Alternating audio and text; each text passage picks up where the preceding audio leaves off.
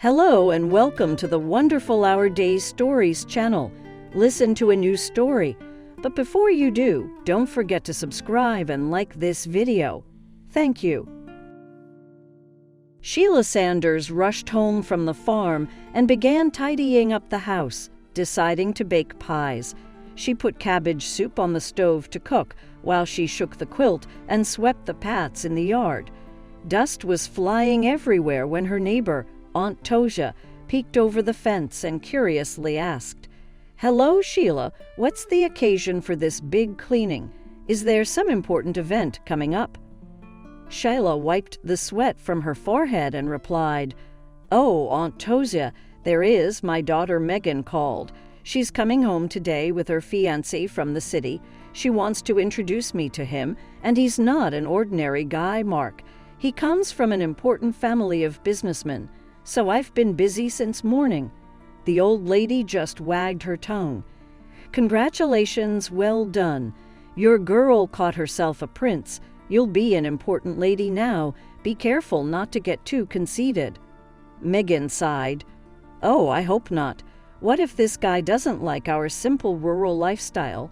We're just ordinary people, not on the same level as wealthy folks." Later in the evening, the guests arrived. Megan dressed in a decent outfit and welcomed her daughter and her fiancé warmly.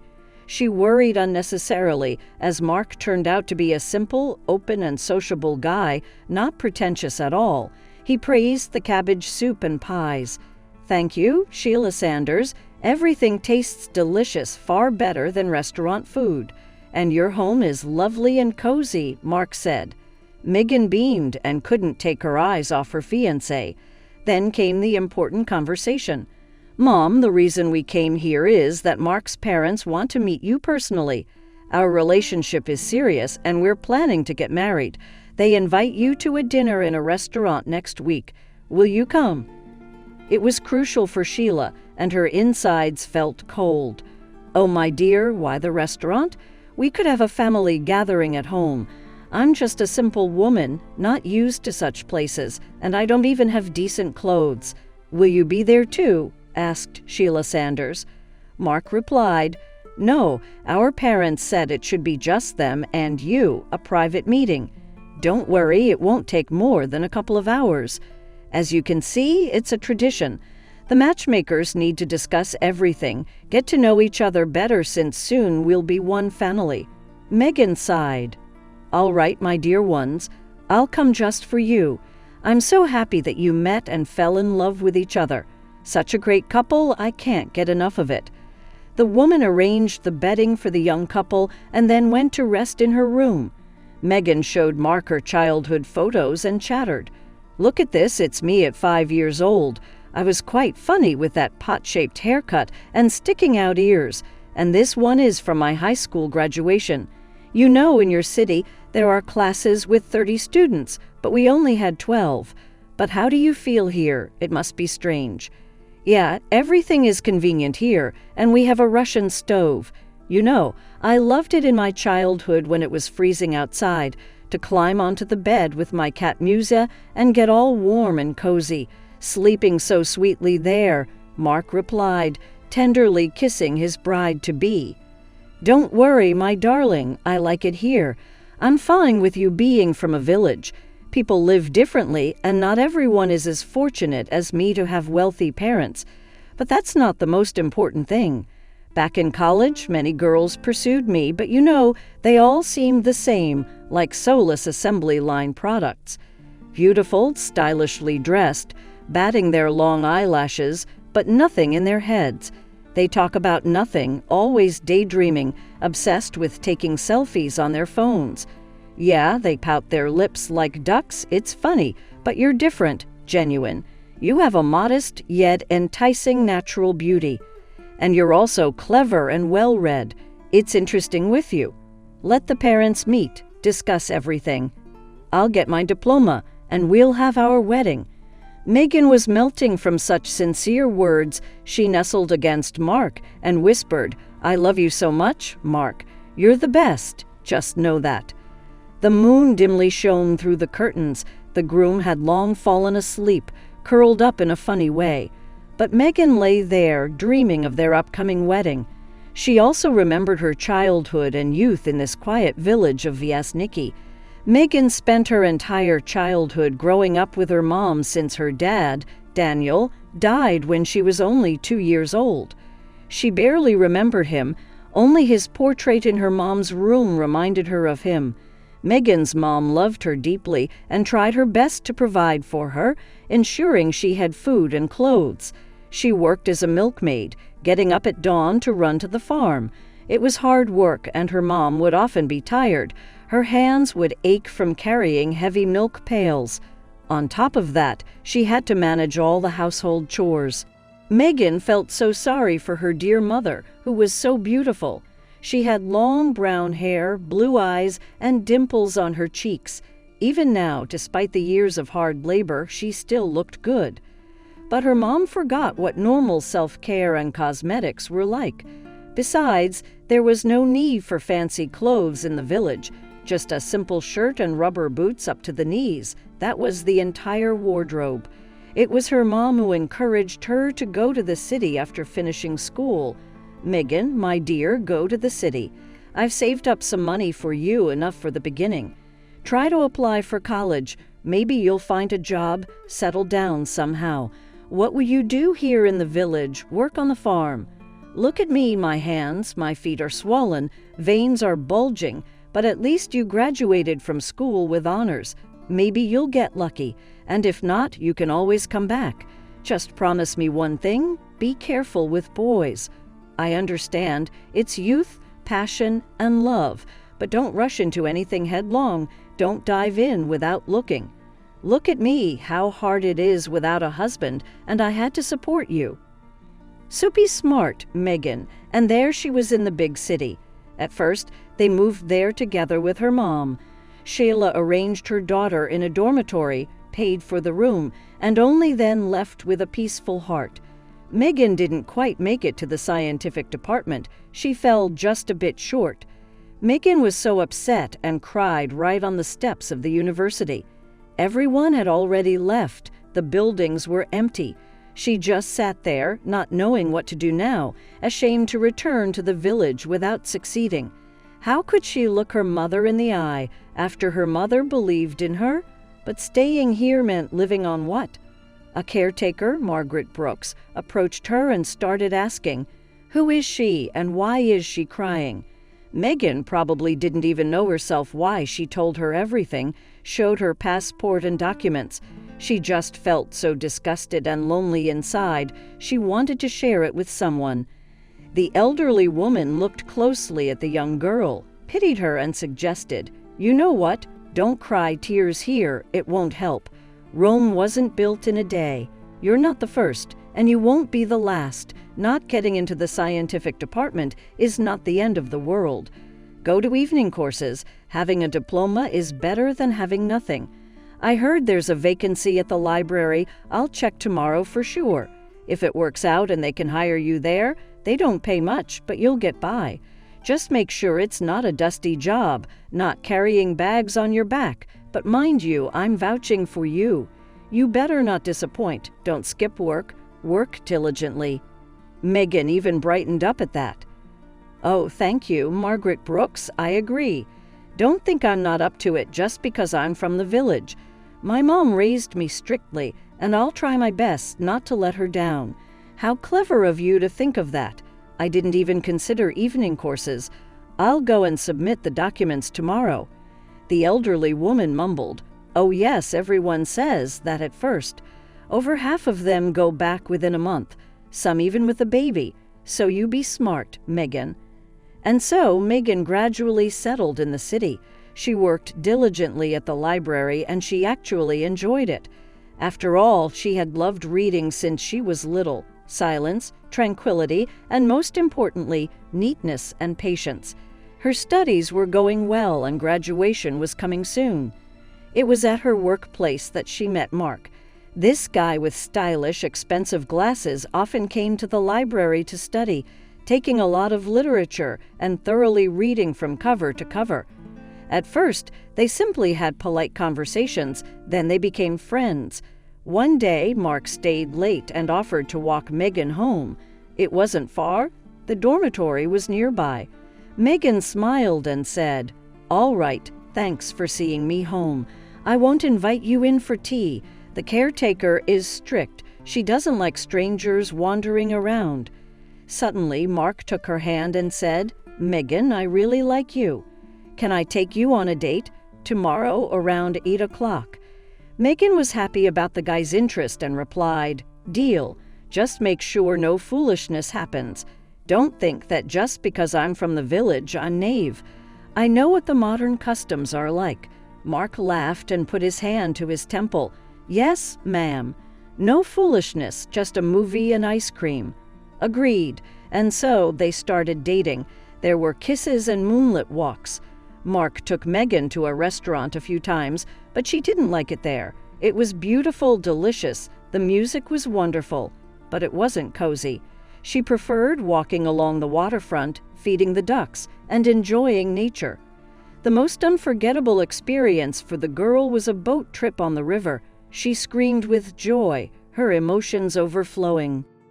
When Mark's parents found out about his new love, they were furious and disapproved of his relationship with a village girl.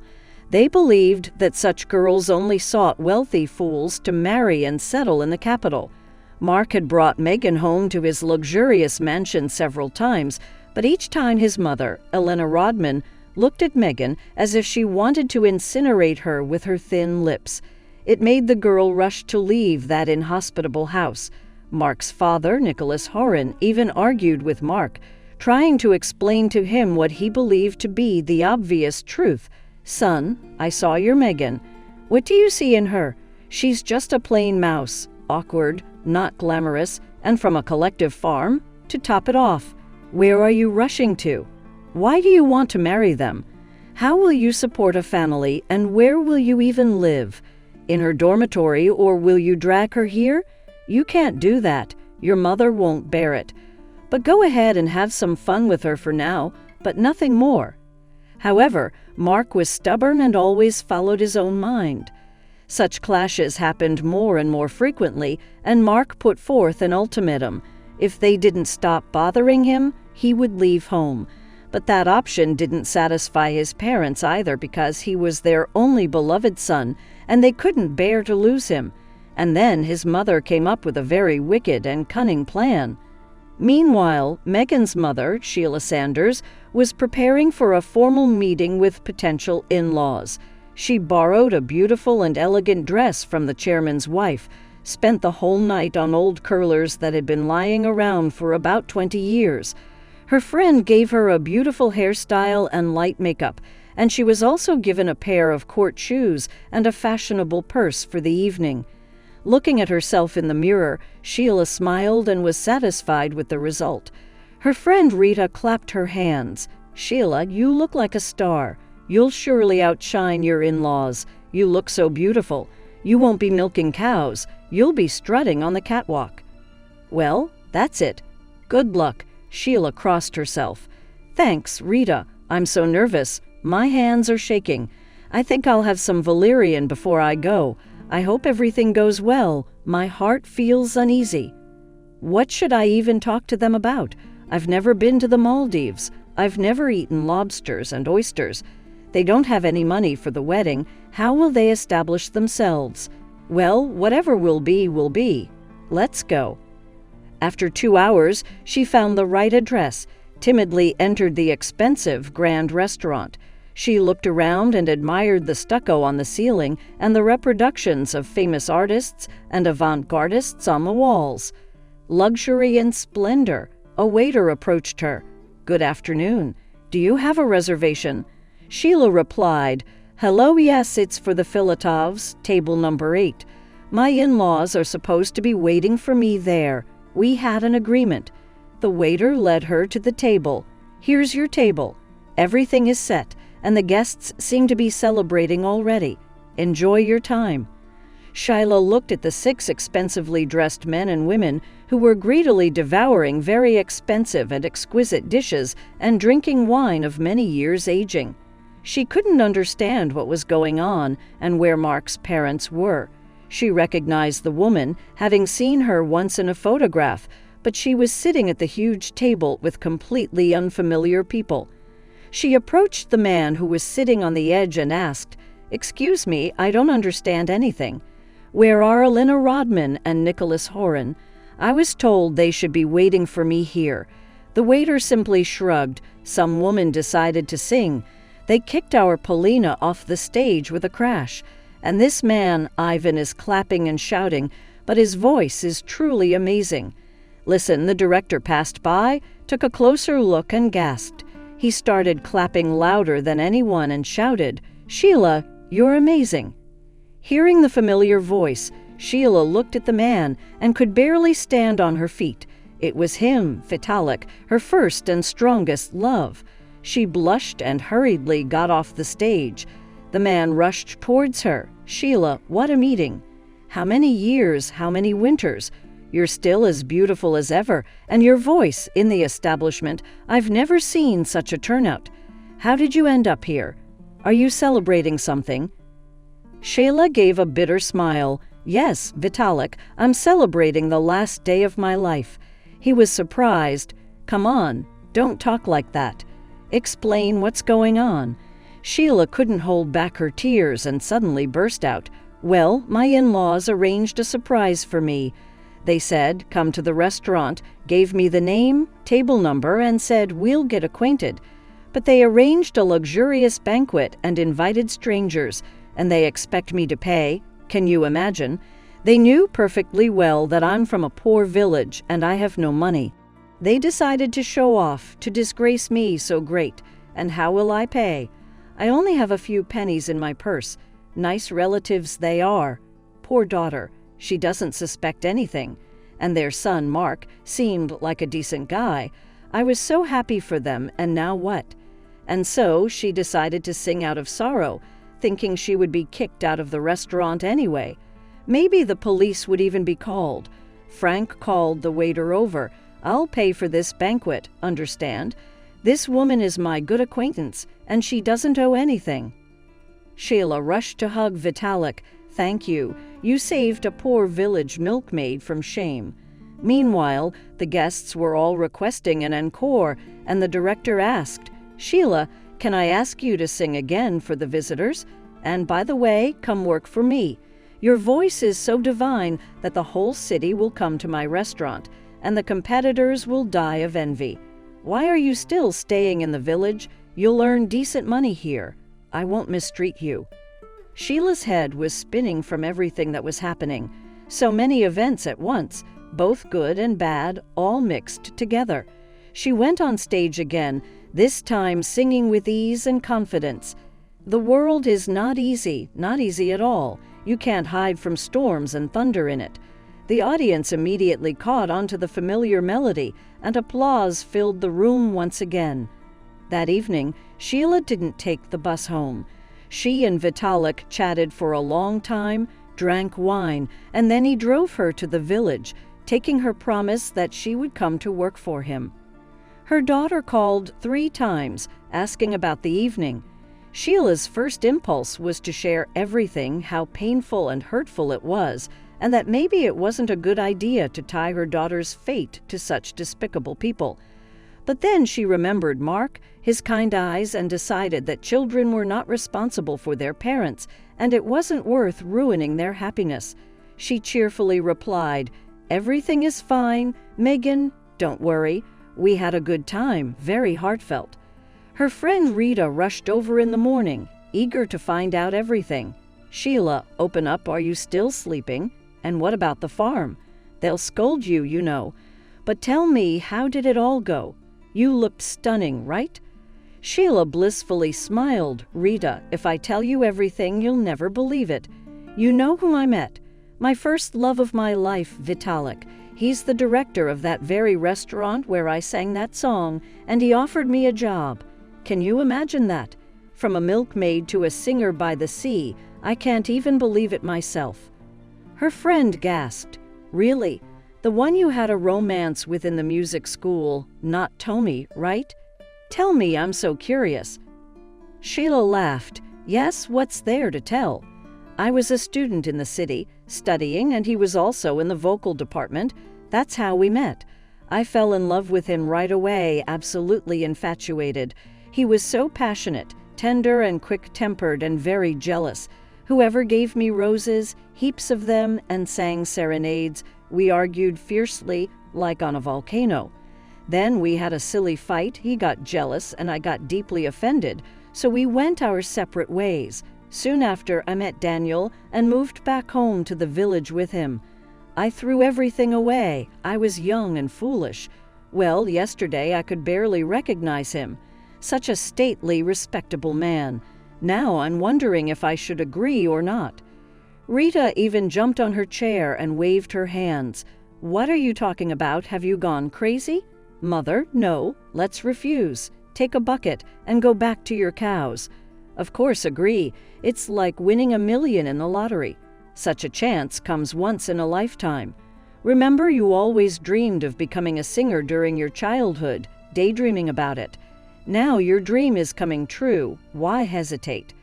Shayla hesitated. But what about me? Abandoning my home and the farm. I'm used to it. Everything here is my own, dear to me. Rita reassured her, don't worry, I'll take care of your home. And for now, I'll take your goat, Manka, and your chickens, even your dog, Juju. Go and don't think about anything, just like you told your Megan. You'll always have a chance to come back. And Sheila decided to take the risk and moved to the city. Frank rented her a cozy apartment not far from the restaurant. Amazing, said Frank. So, Sheila, tomorrow is your first working day, or rather, evening. And today we are going to create your image. I can see that you don't have many clothes for such occasions. Sheila blushed. Well, there's no need for fancy outfits in the village. Why would I have them there? I've forgotten what they're like. Besides, I haven't earned enough money for new clothes yet. Frank waved his hand. Here, take this. Consider it an advance. You are now the face of the establishment, its business card, so to speak. We'll maintain the image. Sheila herself understood that he was right. She needed to tidy herself up. Otherwise, it would be embarrassing to appear in public. Frank took her first to a beauty salon and then to a boutique with fashionable clothes. Sheila had never experienced such pleasure before, with the soft hands of the beautician doing beauty treatments, massages, and then a manicure. Her hair was refreshed, and after 2 hours, she came out looking like a completely different person. Frank was ecstatic. Wow, Sheila, you look stunning, truly. I can only imagine how you'll look when we dress you up entirely. Women will envy you for such compliments. She couldn't even recognize herself. The dairymaid worn down by life had disappeared. Now she was well-groomed and sophisticated. The first evening in the restaurant went splendidly. The customers were delighted with the new singer. Her melodious voice and beautiful songs about love created a romantic atmosphere and added positive emotions. Her daughter, upon hearing the news, was even happy for her mother, finally thinking that she would relax and pursue her real passion. Frank, with each passing day, fell in love with her all over again. He couldn't get enough of Sheila and began to linger at work just to spend a little more time with her. However, confessing his feelings was something he couldn't bring himself to do because he had been married for a long time. After the painful parting with Sheila in their youth, his parents convinced him to marry a wealthy heiress, Tamara. She was lavish with money, knew her worth, and had an incredibly capricious character. At first, family life seemed to be going well, but Frank dreamed of having children, and Mary adamantly refused to get pregnant. She was careful with contraceptives and didn't want to spoil her impeccable figure. As the years went by, they grew further apart from each other. The wife began to drink more and more frequently. It started with harmless cocktails with friends, champagne, wine. But then it escalated, and she drank in an intoxicated state. Her behavior became disgraceful, causing wild scenes of jealousy and scandals. Frank tried to appeal to her conscience multiple times. She seemed to snap out of it temporarily, but it never lasted long. Mary led an idle lifestyle, not occupied with anything substantial, merely hanging out at social gatherings. She blamed her husband to her friends, claiming he paid little attention to her and was rarely at home. Frank had wanted to divorce her for a long time. He understood that she would likely hit rock bottom, but now that he had met Sheila, he couldn't bear to watch his drunken wife any longer. Sheila's career was on the rise, and she was earning quite well, though she didn't spend much on herself. Instead, she saved money for her children and their wedding. She wanted to contribute to the celebratory banquet so that her daughter and Mark wouldn't be seen as poor and hungry. Meghan and Mark's life was also going smoothly. Mark graduated, found a job, and they were fully preparing for their wedding. However, Nassergevna was furious because her cunning plan hadn't worked. She couldn't understand how that village girl managed to pay for the expensive banquet entirely. The woman seethed with hatred and envy, thinking, how did this ignorant peasant manage to break into society? It's simply incredible. The celebration of Nassergevna's birthday was approaching, and she and her husband decided to celebrate it at their favorite restaurant. Of course, they didn't invite their son and Meghan to avoid embarrassment in front of prominent guests. During the celebration, the host announced, "Ladies and gentlemen, our new singer Sheila will now perform for you. I assure you her divine voice will leave no one indifferent." All eyes turned to the stage, and there she was. She looked magnificent in a long, form-fitting ruby dress and elegant shoes, with long, well-groomed hair flowing over her shoulders. Her eyes sparkled with a playful fire as she genuinely enjoyed her performances, pouring her soul into each song. Sheila sang a beautiful song about love and loyalty, and Nassergevna watched her, recognizing in the new singer the future matchmaker and dairymaid. Her heart surged with waves of hatred and envy. In her mind, there was only one thought. How did this hick, unpolished girl manage to become a star of the stage? It's unbelievable. Feeling offended, Nassergevna thought, she's acting as if she were a real star. But that's not all. Sheila had also recognized Elena and her husband and decided to give them a surprise.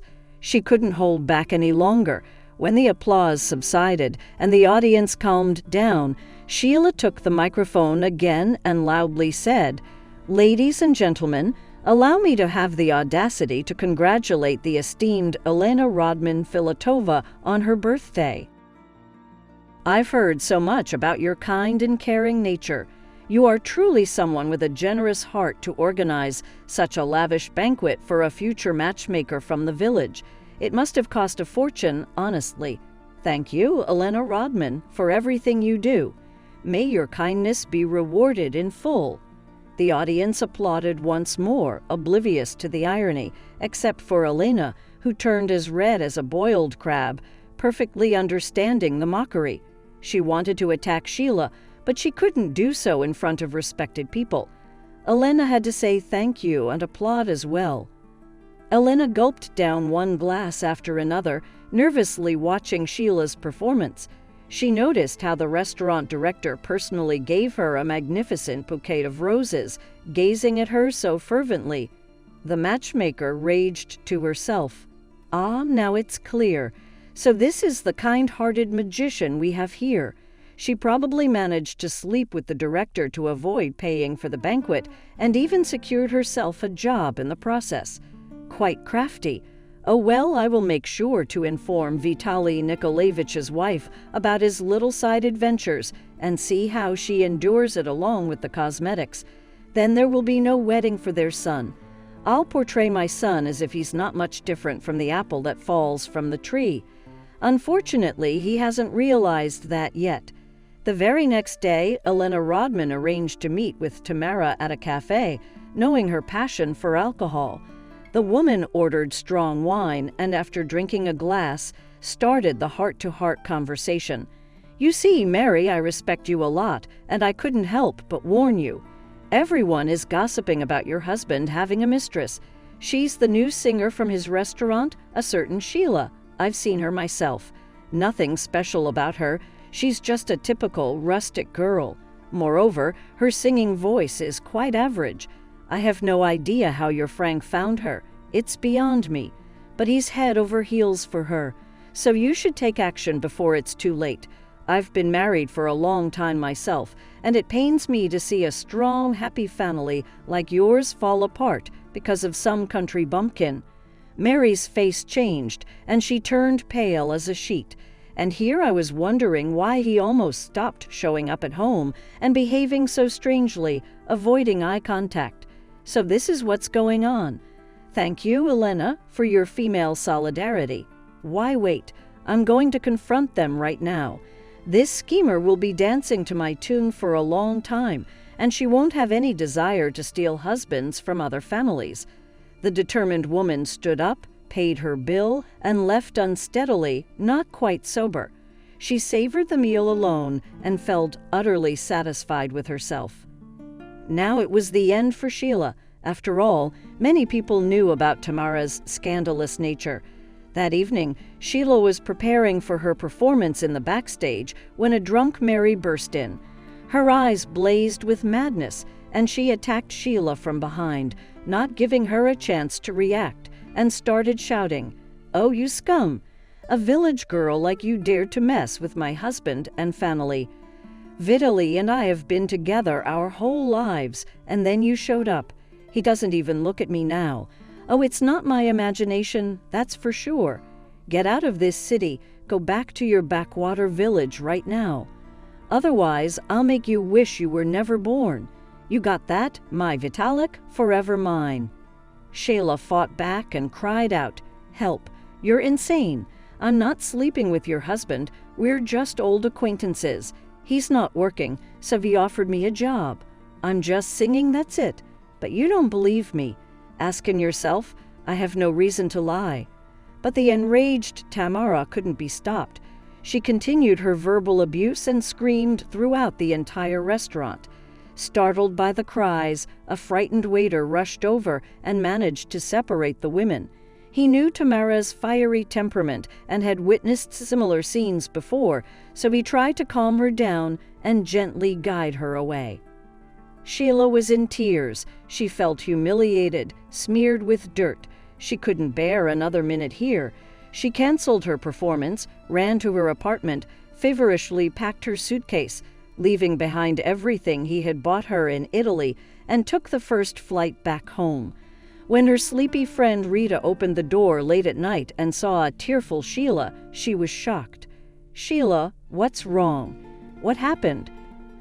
Amidst sobs, Sheila said, "It's over, Rita. I don't want anything. Give me the keys. I'll pick up Manka the goat tomorrow and go back to the farm. They humiliated me so much, called me a homewrecker, and I didn't even think of it. I feel terrible." Rita understood that she needed to save her friend. She forcefully brought her inside, took out cherry liqueur, poured shots, and ordered, "Come on, drink. Bottoms up, and then cry as much as you can. Maybe it will help. It always works for me when my husband upsets me." They sat in the kitchen for a long time. Sheila poured her heart out, gradually becoming tipsy and calming down. Rita asked curiously, "Honestly, Sheila, what about your feelings for him? You still love him, don't you? Come on, tell me the truth. Otherwise, you wouldn't have been so upset if you didn't love him." Sheila nodded in agreement. "Yes, Rita, of course I still love him. So much that it hurts my heart and my veins run cold. But it's too late now. Frank is married and that shrew won't let him go. So I need to forget about him, remove him from my heart. How do I do that? Tell me, how can I order myself to forget him when I still remember his touch after all these years?" Rita jumped up, surprised. "What? You never told me. I thought you were with her husband, Daniel." Sheila burst into tears again. "Everyone thought so. Even my daughter thinks that. No one knew the truth. When I broke up with Vitaly, I realized only a month later that I was pregnant. I was scared to death. And then Daniel started courting me, and well, I found a way out. I acted cowardly. I never told him the truth and started living with him. He was a good man, he loved me, was delighted when he found out I was pregnant. He adored Megan, cherished her like his own, and I couldn't bring myself to tell him that she wasn't his. That's how it happened. Sheila whistled. What a twist of fate. So, what about now? Daniel isn't here anymore? Rita asked. Tell Vitaly about your daughter. After all, he has the right to know. Sheila waved her hand dismissively. What's the use now? It's been so many years. He has his own family, and what am I going to explain to his daughter? No, Rita, no, I don't want anything. I'll keep living the way I've lived, and that's it. Apparently, being a singer wasn't meant for me. Meanwhile, Frank was equally astonished when the waiter told him about Tamara's wild scandal and her visit to Sheila. He was informed that she had run out of the restaurant in tears, and no one had seen her since. It felt like Vitaly's heart stopped beating at that moment. He couldn't fathom losing Sheila. She had become the meaning of his life, his second breath. As a priority, he rushed to her rented apartment. It was unlocked, and the keys were on the shelf in the hallway. All her belongings were neatly placed on the couch, but there was no sign of Sheila. Frank was pulling his hair out, calling himself a fool and an idiot. I should have talked to Sheila long ago, confessed my love to her, and finally divorced Tamara. But now what am I supposed to do? I can imagine how hurt Sheila must be, how angry she is. They humiliated her, Frank said in rage, and headed home. Mary, as usual, was singing whiskey, lounging comfortably in her armchair. The TV was blaring loudly. Without taking off his shoes, the man walked into the living room, turned off the TV with the remote, and sternly said to his wife, "Mary, I know everything. Why did you cause this disgraceful scandal and insult an innocent person?" The intoxicated woman laughed unrestrainedly. "That's nothing. If she dares to show up near you even once, I swear I'll tear her apart. She'll know what it's like to mess with a family man." "Frank, have you gone crazy? What family are you talking about?" "Mary, wake up. Where do you see a family here? We've been living as roommates for a long time, with nothing to talk about. You have only one friend, the bottle. I've had enough. We're getting a divorce." Mary jumped out of the chair but stumbled and fell ungracefully right on the floor. Frank sighed and helped her up. She screamed, "I'll take everything from you. You'll be left with nothing. You know who my father is. I won't let you divorce me." Frank firmly replied, "I don't care. Take everything if you want. I have enough strength and brains to start my own business again. But you need to get a grip on yourself, Mary. If you keep going like this, you'll kill yourself. I don't want us to part as enemies." But the woman continued to curse and curse Frank and Sheila. Frank looked at her with disgust one last time and said, "Goodbye, Mary. Live your life as you wish." 3 weeks passed. Sheila was merely existing, like a robot. She went back and forth to the farm, fed the animals, and sometimes cooked, but her thoughts were only about Vitaly. She missed him so much. She longed for his voice, his gaze, his burning eyes, and his smile. She blamed herself for not telling her daughter the truth. Rita checked on her, trying to encourage her as much as possible. "Sheila, cheer up. Eat something. You've lost so much weight, it's unhealthy. Try not to think about him." Sheila burst into tears at these words. "I can't. How can I not think about him? I love him, and only now I realize it. I can't live without him, and I never thought that old love could flare up with such intensity at the age of 45. Well, as my mother would say, lost your mind in your old age." Her daughter's wedding was approaching, and here she was, falling in love like a young girl. Embarrassing. Rita hugged her. "Silly, it's a good thing you fell in love. You'll see if he loves you too, he'll come back." It was early in the morning when Sheila heard a car pull up to her house, and Jusa the dog started barking frantically, trying to break free from her leash. Her heart pounded wildly as she, still in her robe and slippers, went to open the door. There stood Frank with a massive bouquet of red roses and a suitcase. He softly said, "I'm here, Sheila, for good. I divorced Tamara. Please forgive her wild scandal. I love you, Sheila, just like I did in my youth, even more, and I won't give you to anyone else. Can I come in? Won't you turn me away?" Sheila burst into tears and rushed into Vitali's arms. She clung to him and whispered, "I love you too, and I won't let you go. Do you hear me? I won't let you go. Thank you for coming back." "Well, we're just standing here. Come in, my dear. I'll run to the farm, feed the calf, and bring back freshly milked milk for you." Frank kissed her. "You're going there for the last time, and I'm going with you. I'll help. Then we'll leave for the city forever." "That's enough for you, Sheila, toiling on the farm. Now you have me," Frank said. Sheila laughed. "Don't make me laugh. I'm afraid my calves won't appreciate your business attire. No, wait for me at home. Make yourself comfortable. I'll be back soon." Sheila quickly finished her farm chores. She was radiant like the sun. Rita asked her, "What's with you, my friend? You're glowing. Did you wait long for your sweetheart?" Sheila nodded. "I waited." Rita waited. "He divorced her and he's taking me with him. We're leaving. Oh Lord, how happy I am." Her friend hugged Sheila. "I told you, if it's real love, he'll come back. And about your daughter, did you tell him?" "I haven't had a chance yet, Sheila. But you're right. I can't keep it from him. I'll tell him right away." "Okay, goodbye, Rita. Now we'll come here like to a summer house." Her friend waved her hand. "Happiness to you, Sheila. You deserve it." Sheila changed her clothes in the hallway, went to the bathhouse, and from the doorstep already smelled something delicious.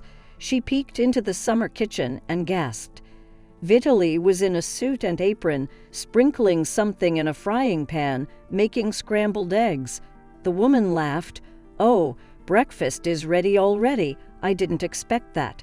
"Thank you." Vitaly wiped his nose. "Would you believe it? The director of the restaurant himself can't cook. I never learned how. Even scrambled eggs are burning. You're my last hope." They had breakfast, and Sheila decided it was time for an honest conversation. "Vitaly, listen, what I'm about to say will probably surprise you a lot. Megan, your daughter, when we broke up, I realized later that I was pregnant and then met Daniel. Well, you can imagine. He didn't figure anything out, thought the baby was premature by a month. He loved Megan so much, but he died early and only I knew she wasn't his. She's your daughter, that's how it is. I know it was wrong and unfair, but back then I couldn't see any other way." The man couldn't believe it. Tears welled up in his eyes. "God, Sheila, I never thought I'd become a father. Mary never wanted to have a baby, but I always wanted to have children. What happiness. But your husband died a long time ago. Why didn't you find me earlier and tell me?" "I would drop everything right away, help her, love her," the woman sighed. "Well, I thought you had your own family. Why do you need all this? Besides, who knows whether you would believe me or not? Another question is, what now? Megan knows about it. She still considers Daniel her father, even though she doesn't remember him at all. But how do I explain this to her? I can't imagine it at all. And what will she think of me?" Frank approached Sheila, hugged her tightly, and kissed her passionately, then whispered, "Sheila, you're making life too complicated. Everything will work out on its own. Just don't rush." And both were engulfed by an ocean of passion. They didn't notice the old creaky sofa or the barking rooster in the yard. They simply dissolved in each other. From that very day, Sheila's life changed dramatically, as if in that very fairy tale about Cinderella, where the prince finally found the missing shoe. She and Vitaly moved to the city and started living in the rented apartment, as Mary managed to take everything except the restaurant. But that didn't frighten them. Sheila continued to sing as before, and the clients came with pleasure, and the business only grew and expanded. Frank got acquainted with Megan and Mark, and they started communicating. He always looked at his daughter and found his own traits in her: the mole above her brow, slightly pointed ears, and his gaze. And one day he couldn't hold back anymore and decided to talk to her. He waited until Megan finished work, then approached her. "Megan, let's sit down. I have a very important conversation with you, and honestly, I don't know how to start. I'm not good at beating around the bush, so I'll say it straight. I'm your father, your biological father. Don't think I'm a scoundrel or that I abandoned you. No, it's just that I only recently learned this terrible secret from your mother." Megan was in shock, blinking frequently, trying to comprehend what her father was saying. "I don't understand. Nothing makes sense. So my father is Daniel. Then who are you? This is too much." "But it's not true. Mom never," Megan started to say.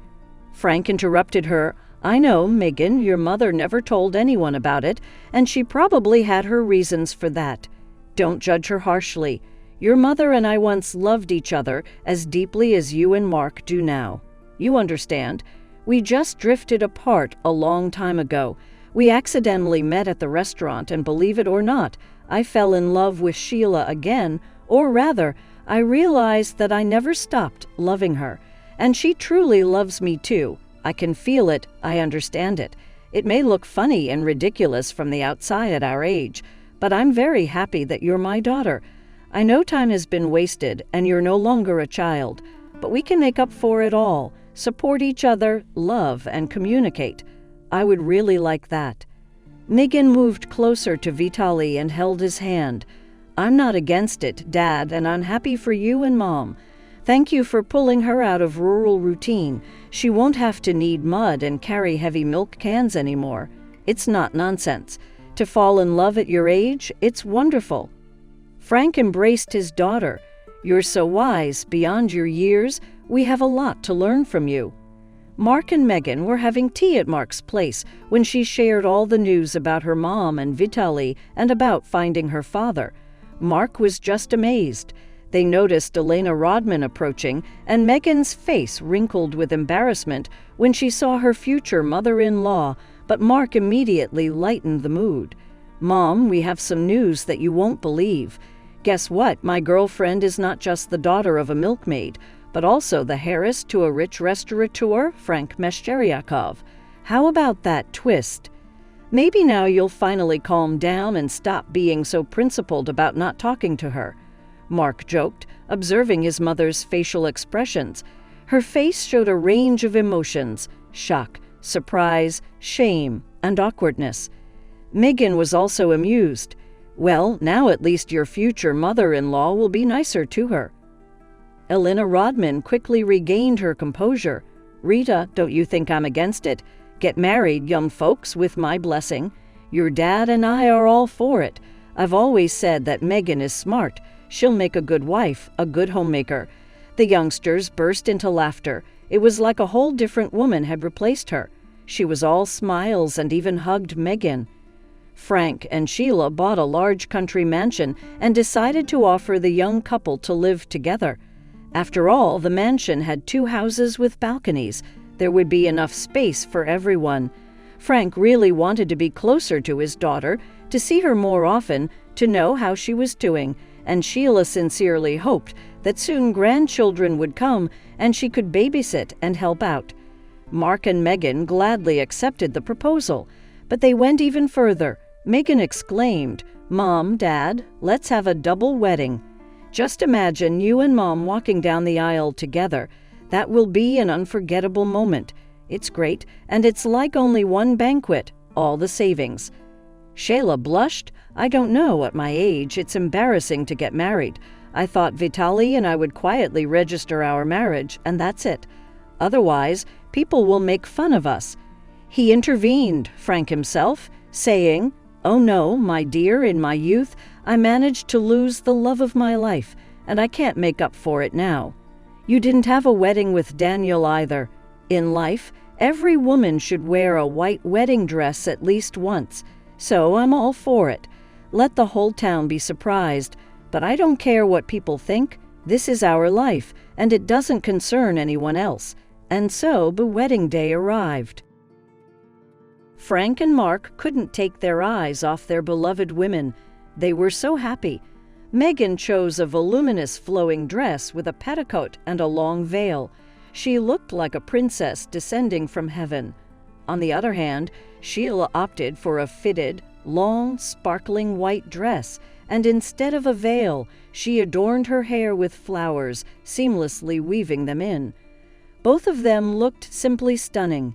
Megan whispered to Sheila, "Mom, can you believe this? A few years ago, we lived in the village and you milked cows, and now we're in this luxurious restaurant, and both of us are marrying the most beloved and reliable men. Pinch me, this feels like a fairy tale, and I can't believe it." Sheila embraced her daughter, finding it hard to believe herself. "Sweetheart, I'm afraid to even sleep at night. What if I wake up in the morning and all of this is gone? I had already given up hope of ever meeting. Well, someday in Italy, so your future mother-in-law helped me with that, for if it wasn't for that meeting in the restaurant, none of this would have happened. People say, misfortune may help bring happiness." Their friend, Rita, approached them and chirped, "Well, girls, let's drink to you. I'm so happy." "Thank you, Sheila, for inviting me. I've never been to such a luxurious place in my life." Sheila laughed. "How could I not invite you? We've been together since childhood, and now Megan will make us a granddaughter, and we'll even celebrate her baptism together. Daughter, don't take too long with that." Megan smirked playfully. "Mom, you're not that old yet, so maybe I'll have a brother born first. Anything can happen." Everyone laughed together and toasted with champagne. The celebration was a great success. Elena Rodman and Nicholas Horan were trying to mend their previously strained relationship with Vitaly and Sheila. They now realized that judging people solely based on their clothes and social status was wrong. The most important thing about a person is their soul, kindness, and compassion. But Sheila and Vitaly were not resentful people. Elena approached, peaceful, and said, "Well, what do you say, matchmaker? Let's drink to the happiness of our children, or are you still against this wedding?" Elena blushed and lowered her gaze, replying, "Forgive me, Sheila, for treating you and Vitaly's wife so cruelly back then. It was me who revealed everything. I don't know what possessed you to do all that, but believe me, I'm even thankful to you for it. Honestly, firstly, if I hadn't come to the restaurant that day, I would have never met Vitaly. And secondly, if it wasn't for that wild scandal with Tamara, Vitaly and I would have taken much longer to confess our love to each other. So everything happened for the best. I'm not holding a grudge, but let's just leave it at that. Now we are one family, and I wish for peace and harmony within it. Agreed?" Sheila said. Elena raised her glass happily. "Agreed. Here's to two new families. Be happy."